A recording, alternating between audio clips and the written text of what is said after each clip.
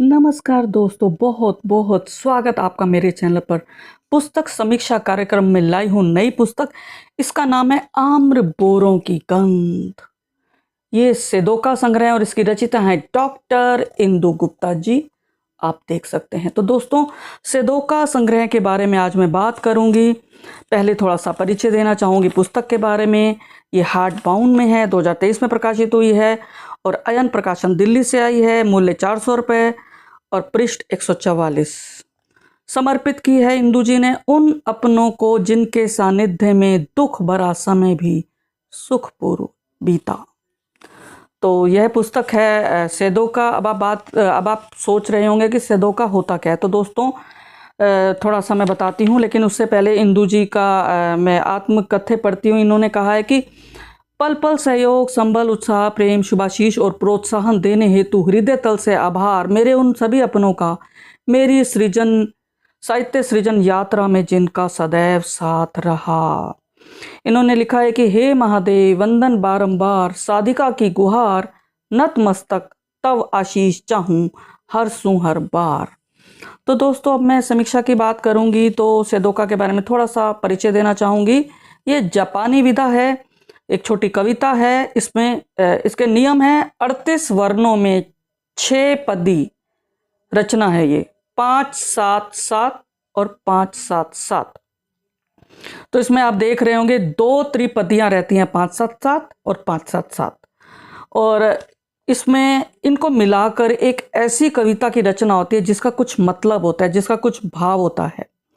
इसमें 2 कतोता होता है 5-7-7, यानी इसमें 2 कतोता को मिलाकर जो बनता है उसे सेदोका कहते हैं। और इसमें सबसे ज़रूरी बात यह है कि इन जो पहली 3 लाइनें हैं वो अधूरी होती हैं, उसको पूरा करती हैं अगली 3 पंक्तियां। तो दोस्तों, ये थी इसकी परिभाषा। और अब मैं समीक्षा की बात करती हूँ। तो इंदु जी ने इसमें 524 सेदोका लिखे हैं।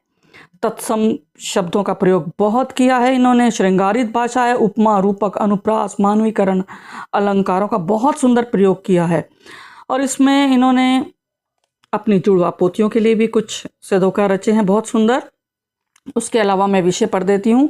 संकल्प, मौन, खुशी, श्री कृष्ण राधा, तीज, राखी, रिश्ते, राम सीता और प्रकृति के बारे में इन्होंने लिखा है। संस्कृति के बारे में लिखा है, काशी के बारे में लिखा है, वर्षा के बारे में, रक्तदान, मौसम, ये सभी विषय इन्होंने लिए हैं। और गंभीर है इनमें, आप इनको इतनी आसानी से समझ नहीं पाएंगे जब तक कि आप ध्यान से नहीं इनको पढ़ेंगे। और सबसे बड़ी बात है कि इसमें इन्होंने रेखा चित्र भी बनाए हैं और इसके 3 भाग किए हैं। दुआओं के दर्पण, कुदरत कोहनूर और मानव के मानस। इन 3 भागों में इन्होंने ये सेदोका लिखे हैं। दुआओं के दर्पण में आपको एक ये दिखाती हूँ कि ये बहुत सुंदर रेखा चित्र इससे संबंधित इन्होंने लिखा है। तो अब मैं आपको कुछ इनके सेदोका पढ़कर सुनाऊंगी। सर्वप्रथम इन्होंने लिखा है इस पे, जो मिला दिया, लौट मिली नेमतें, उसकी रहमतें। और उसके बाद देखिए, जो दिया मिला, दर्शाते प्रतिबिंब दुआओं के दर्पण। अब आप देख सकते हैं कि इसमें 3 पंक्तियों के बाद जो 3 पंक्तियां लिखी हैं उसी से पूर्णता, संपूर्णता आई है इसमें। एक और देखिए कि रोली अक्षत, मौली पुष्पों की माल, सजा पूजा का थाल, आगे ईश वंदन, तिलक साजे भाल, करें अभिनंदन। तो दोस्तों, आपने हाइकू सुने होंगे, उसमें 3 पंक्तियों में संपूर्ण बात कही जाती है, लेकिन इसमें 6 पंक्तियों का सहारा लिया जाता है। एक और देखिएगा कि रखते खुश स्वयं को स्वयं ही जो, रहते खुश सदा, ये जिम्मेदारी रखें अपने पास, किसी और को ना दें। बहुत सुंदर कि भाई अपने आप को खुश रखना बहुत ज़रूरी है।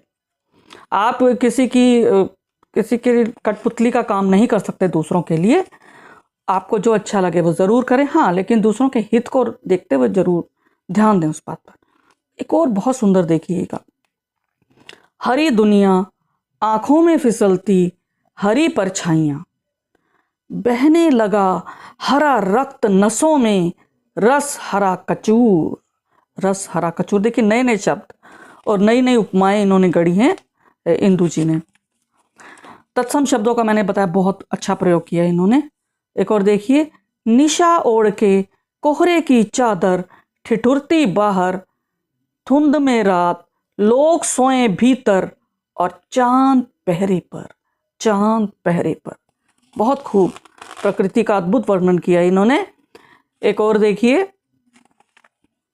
ये कहते हैं कि वृष्टि टपके, वृष्टि आप समझते होंगे बारिश, वृष्टि टपके टापुर टुपुर से धरा के आंचल में, जल नर्तन बांध पैंजनी पाँव, सो घूंघर वाली, सो घूंघर वाली। कितना अच्छा वर्णन किया बारिश का, मानवीकरण अलंकार देखिए इसमें, है ना। और अब मैं और बात करूंगी, कुछ और आपको सुनाऊंगी, बहुत अच्छे अच्छे इसमें लिखे हैं इन्होंने। एक और देखिएगा, ये कहते हैं कि कच्चा आंगन प्रेम भरे संबंध कितने अपने थे, कच्चा आंगन प्रेम भरे संबंध कितने अपने थे, मन आंगन है संग मरमरी, मन आंगन है संग मरमरी, अब न सौंधी गंध, अब न सौंधी गंध। सच में रिश्ते बहुत बदल गए हैं। जैसे पहले कच्चे आंगन होते थे, अब संगमरमर के वो हो गए आंगन, ऐसे ही रिश्ते हो गए हैं। और देखिएगा कि नहीं कहती बेटियां कभी कुछ, मां समझ जाती, नहीं कहती बेटियां कभी कुछ, मां समझ जाती है, मां समझ जाती है।